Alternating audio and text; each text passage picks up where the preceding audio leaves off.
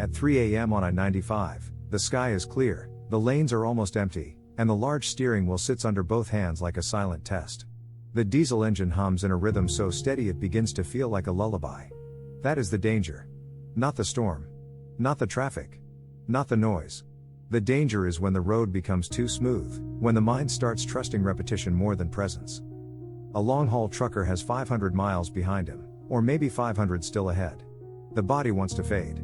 The eyes want to soften. The highway whispers, "You've done this before."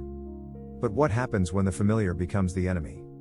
This is not a lesson about pushing past exhaustion. It is about zanshin, the discipline of staying awake to the smallest detail before the darkness inside the rhythm takes command. The long-haul trucker does not look like a man in crisis.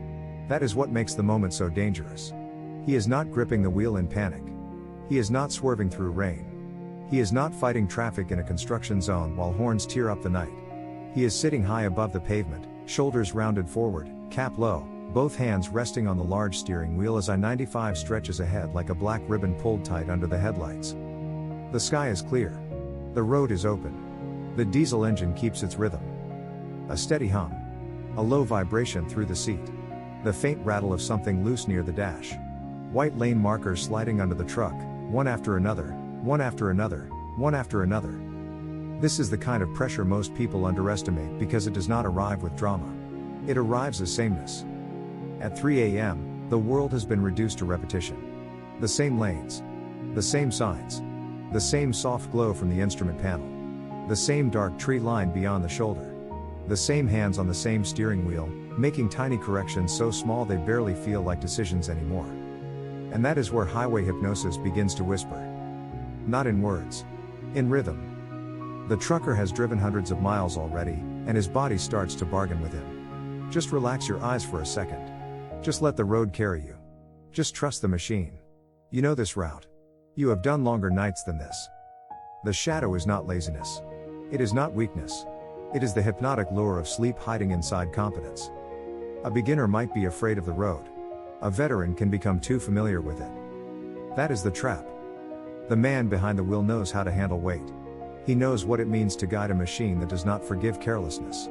He knows the language of mirrors, braking distance, blind spots, grades, exits, way stations, fuel stops, and weather reports. His life has been trained by motion. But repetition has a strange effect on the human mind. What once required sharp attention slowly becomes automatic. The first hour, every sound matters. By the fifth, the engine's voice blends into the night. The mind stops treating the road as a living thing and starts treating it like background noise. Zanshin is the opposite of that drift. Zanshin is not nervousness. It is not paranoia. It is not tightening every muscle until you become brittle. It is the discipline of remaining present after the obvious danger has disappeared. Anyone can wake up when lightning splits the sky. Anyone can focus when a car cuts across 3 lanes. The deeper test is whether you can stay awake when nothing seems to be happening. Because something is always happening. The tires are reading the pavement. The engine is speaking through vibration. The horizon is changing by inches. The mirrors are carrying messages. The body is giving signs. The mind is either in command or slowly surrendering command without admitting it. Look at him from the outside. A truck rolls north through the dark. Its trailer cuts through the cold air with that steady, heavy confidence people barely notice when they pass it. Inside the cab, the driver's left thumb rubs the worn curve of the steering wheel. His right hand shifts, then returns. His eyes move to the mirror, back to the lane, down to the gauges, back to the lane. Nothing dramatic. But inside, the battle has already started. His eyelids are not closed. That would be too obvious. They simply become heavier. The edges of the windshield seem softer. A sign passes, and he realizes he read only half of it. He adjusts his posture. Rolls his neck once. Takes a breath that is too shallow. The diesel hum fills the empty space where alertness used to be. This is where many people misunderstand discipline. They think discipline is a loud act. A big decision. A heroic surge. A declaration. But on an empty highway at 3 a.m., discipline is smaller than that. It is the moment you notice your attention thinning and refuse to lie about it. The undisciplined reaction is not always reckless speed or obvious stupidity. Sometimes it is quiet denial. I'm fine. Just a little tired. Only a few more miles. The road is empty. I can handle it. Those sentences sound reasonable when spoken by pride. They sound especially convincing to someone who has spent years proving he can endure difficult miles. But endurance without awareness becomes danger. Experience without humility becomes a blind spot. No code of honor asks a man to gamble a life against sleep. That matters here, because samurai discipline is not about pretending the body has no limits. It is not about forcing yourself through every warning sign just to feel tough. That is ego wearing armor made out of bad judgment. The disciplined man does not worship suffering. He studies reality. And reality at 3 a.m. is simple. The body is not an enemy, but it is sending messages. The road is not evil, but it is unforgiving. The engine's rhythm is useful, but it can also become a spell. The steering wheel is not just a tool, it is a point of contact with the present. That will is large because the responsibility is large. Every small movement of the hands becomes a moral act. Not dramatic. Not poetic to anyone watching. But real. A slight correction. A glance at the mirror. A measured following distance. A decision not to drift mentally just because the highway looks calm. This is Zanshin through motion and rhythm. The same rhythm that can numb him can also wake him up, if he listens correctly. The hum of the diesel can become a bell. The vibration through the palms can become a reminder. The lane markers can become a count of presence instead of a lullaby. The will beneath his hands can pull him back from the fog. But before transformation, there has to be confrontation. He must face the part of himself that wants to minimize the danger because admitting it would interrupt the plan. He must face the part that confuses professionalism with invincibility. He must face the small shame that comes when the body says, "You are not as sharp as you think you are." That shame is subtle. Truckers are often measured by miles, delivery windows, endurance, reliability. There is pride in being the one who gets it there. There is pride in being the person who keeps moving while the rest of the country sleeps. There is dignity in that work. But dignity can be twisted by ego. The same pride that makes a man dependable can also make him ignore the first warning. He does not want to feel weak. He does not want to lose time. He does not want the night to beat him. So he keeps his eyes forward and tells himself the lie every tired person tells at least once: I still have control. Zanshin asks a colder question. Do you have control, or are you merely still moving?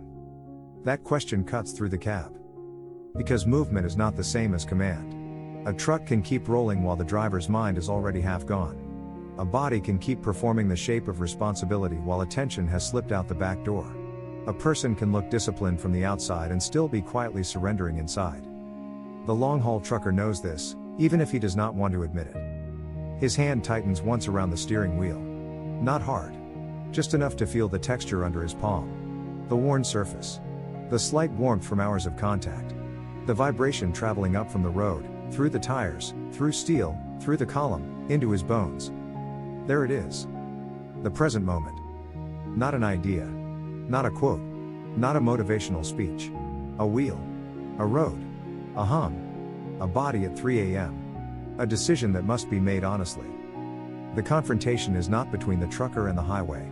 The highway is only doing what highways do. It stretches. It repeats. It offers no comfort and no judgment. The confrontation is between attention and surrender. Between the rhythm that serves him and the rhythm that steals him. Between the professional who respects the road and the tired ego that wants to pretend respect is optional tonight. And in that narrow space, under the clear sky, with 500 miles of darkness pressing against the windshield, samurai discipline becomes something very plain. Stay with the next detail. Then the next. Then the next. Not because you are fearless. Because the road deserves a mind that is still here. Discipline does not begin after you feel calm. It begins in the first second you realize you are about to lose command. For the long-haul trucker on I-95, that second does not announce itself with thunder. It arrives quietly. A missed exit number. A lane marker that seems to stretch too long. A blink that feels a little too comfortable. The large steering wheel is still in his hands, the diesel engine is still humming, the clear sky is still above him, but something inside the cab has changed. His attention is thinning. That is the moment of shugyo. Not punishment. Not macho suffering. Not proving he can dominate the night by ignoring the body. Real training is more honest than that. Real training begins when pride wants to keep pretending, and awareness says, tell the truth now. The first practice is to interrupt the spell. He does not wait for the drift to become obvious. He names it before it owns him. Not out loud for performance. Just cleanly inside the mind, I am getting pulled under. The rhythm is turning into sleep. My attention is not sharp enough. That small sentence matters. Because the shadow grows stronger when it stays vague. Sleepiness becomes more dangerous when the ego wraps it in softer words. Tired. Fine. Almost there. Used to this. But when he names the hypnotic lure of sleep directly, the mind stops hiding behind reputation. The veteran driver becomes a student again. Then he changes the body before the body makes the decision for him. He sits taller in the seat. Not stiff. Tall. He lets his back come off the lazy curve it has settled into. He resets both hands on the steering wheel with intention, feeling the width of it, the worn texture under the palms, the faint tremor rising from the road. The wheel becomes the first anchor back to the present. Not a symbol. A contact point. His eyes move deliberately. Lane. Mirror. Gauges. Mirror. Lane. Far ahead. Near line. Shoulder. Back again. He does not stare into the tunnel of headlights as if the road will carry him. He scans the road like a living environment. Every movement of the eyes becomes a small refusal to vanish into rhythm. This is the second practice, anchor the body in the present. The diesel hum is no longer allowed to become a lullaby. He listens to it like information. Is the tone steady? Is the vibration normal? Are the tires reading the pavement cleanly? Is the trailer tracking right? The same sound that was pulling him toward numbness now becomes a bell of awareness. The lane markers pass under the headlights. 1. Present. 2. Present. 3. Present. He is not counting to hypnotize himself. He is using rhythm against the shadow. The road repeats, so he answers with attention that repeats. The machine hums, so he meets it with a ritual. The night tries to blur, so he gives the mind one clear detail at a time. Then comes the third practice, shrink the battle. At 3 a.m., the tired mind becomes dramatic. It starts thinking in miles. 500 miles. Delivery window. Lost time. Next state. Next fuel stop. Morning traffic. The whole route presses into one heavy thought, and that thought makes the body feel smaller. Samurai discipline refuses that scale. He does not solve 500 miles in one breath. He solves the next honest minute. He checks his lane position. He checks his mirrors. He loosens his jaw. He takes a full breath instead of the shallow sip he has been living on. He asks one practical question: what is the next safe action? Not heroic. Safe. That word has dignity. If the drowsiness is mild and passing, he increases presence through posture, scanning, ventilation, and deliberate contact with the wheel. If the pull of sleep deepens, if the eyes keep softening, if awareness keeps slipping, the right action is not to fight the body like an enemy. The right action is to use the road like a professional, find a safe, legal place to stop, pull off properly, and let the machine rest because the mind must return before the miles continue. There is no honor in gambling with sleep. A disciplined driver knows the difference between discomfort and danger. He does not confuse stubbornness with strength. He does not let a schedule become more sacred than a human life. The wheel in his hands is not asking for ego. It is asking for command. So the fourth practice is humility. He lets the truth be simple: I am not above the limits of a body. That sentence does not make him weak. It makes him trustworthy. The amateur hides fatigue because he thinks discipline means never admitting strain. The professional respects fatigue because he knows discipline means staying fit for the responsibility. The trailer behind him is heavy. The road around him is shared. Somewhere out there are families in sleeping cars, workers changing shifts, another driver taking the same dark stretch home. His attention is not private. That realization sharpens him. He grips the steering wheel again, not in fear, but in respect. The large circle under his hands becomes a boundary. Inside this circle, there will be no lying. No pretending. No drifting while calling it endurance. No worship of distance over awareness. Then the fifth practice begins: turn the return to presence into ritual. He builds a pattern the mind can follow before it falls. Every few moments, he resets his hands. Every scan, he names what he sees without drama: lane clear, mirror clear, distance held, shoulder open, gauges steady. Every time the diesel hum begins to blur into background, he brings one piece of it forward and listens. Every time the mind leaps ahead to the miles remaining, he brings it back to the next visible stretch of pavement. Every time shame tries to speak, he answers with duty: the job is not to look tough, the job is to arrive with honor. This is not a trick. It is training. Training is the repetition of return. Return to the wheel. Return to the road. Return to the breath. Return to the next right action. And if the next right action is stopping, then stopping is not failure. It is command. The trucker who chooses a safe stop before the shadow takes over is not lost to the night. He has refused to let the night use him. That is the hard part for anyone who lives by responsibility. Sometimes discipline feels like continuing. Sometimes it feels like pausing before damage is done. The ego only respects motion. Honor respects judgment. Under the clear 3 a.m. sky, I-95 does not care which one he chooses. The highway will keep stretching. The diesel will keep humming.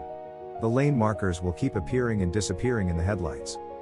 So the training has to live inside him. Not as a speech. As a sequence. Name the drift. Reset the body. Feel the wheel.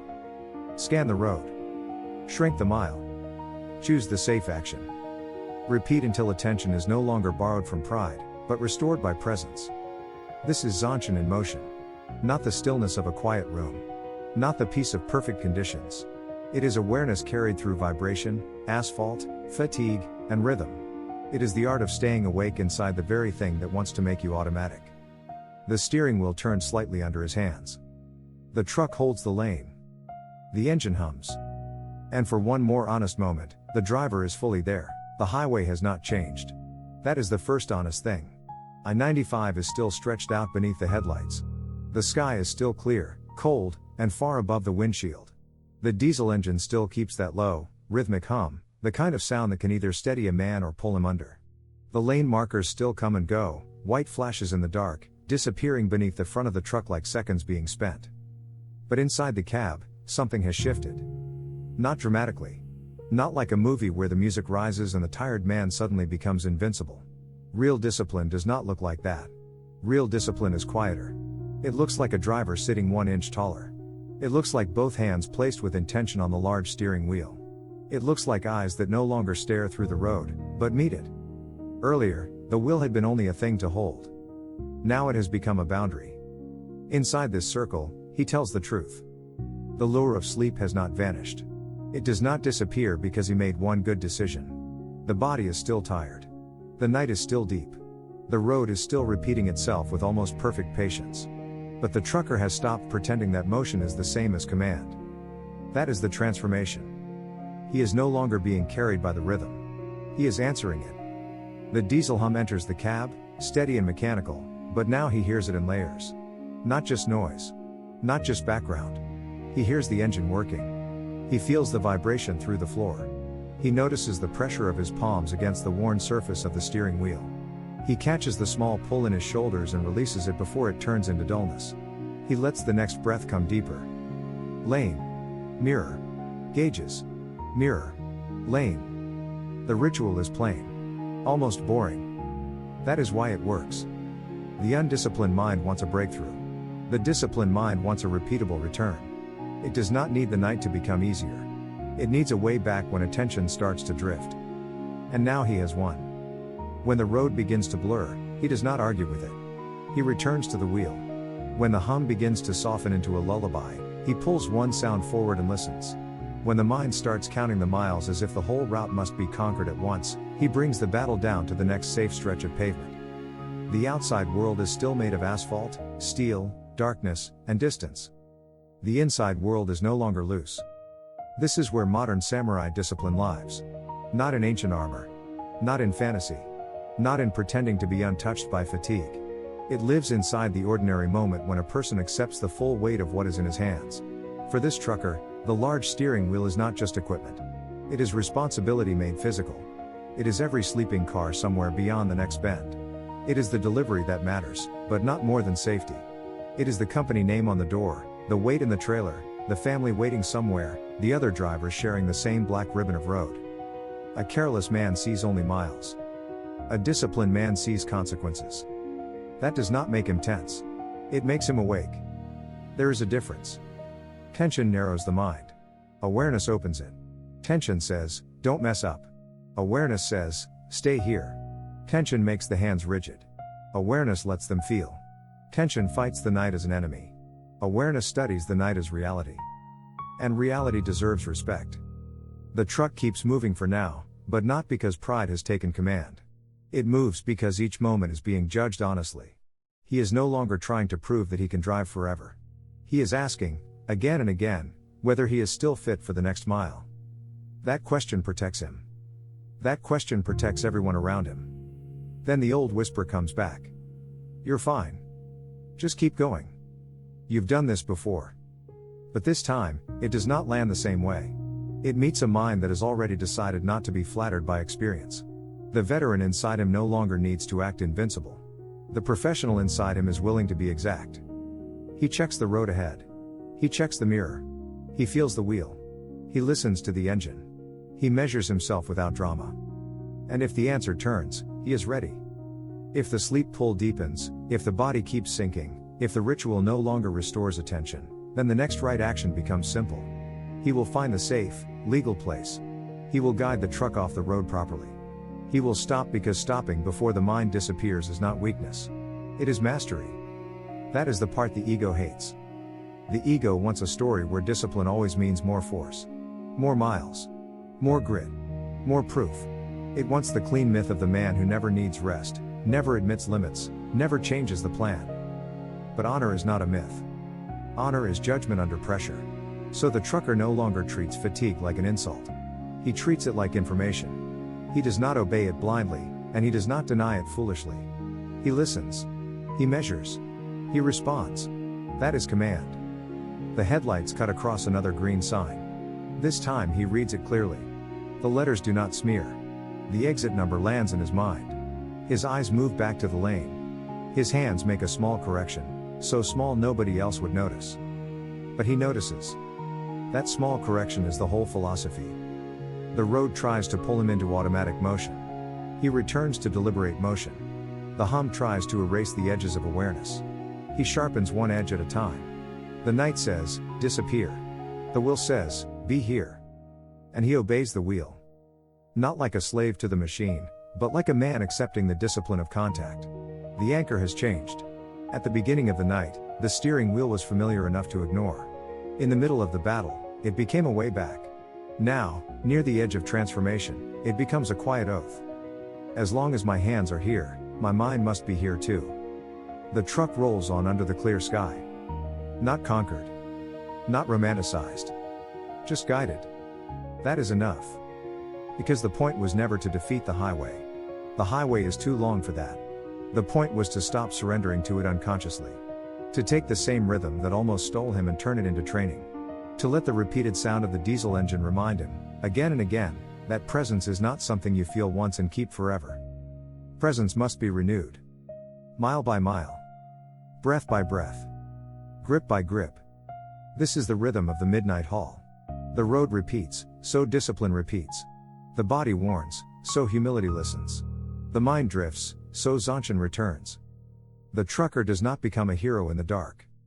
He becomes trustworthy in it. You may never drive 500 miles down I-95 at 3 a.m. But you know that road. It is the office after everyone leaves. The kitchen when the house is quiet. The late commute. The unfinished homework. The promise you still have to keep when your body wants to disappear into habit. Everyone has a midnight haul.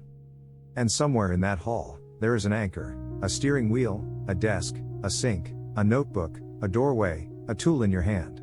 Something plain enough to ignore, but strong enough to bring you back. The lesson is not to become harder than fatigue. The lesson is to become honest before fatigue takes command. So when your rhythm starts turning into sleep, return to the next detail. Return to the next breath. Return to the thing in your hands. Mastery begins when the smallest detail becomes worthy of your full attention.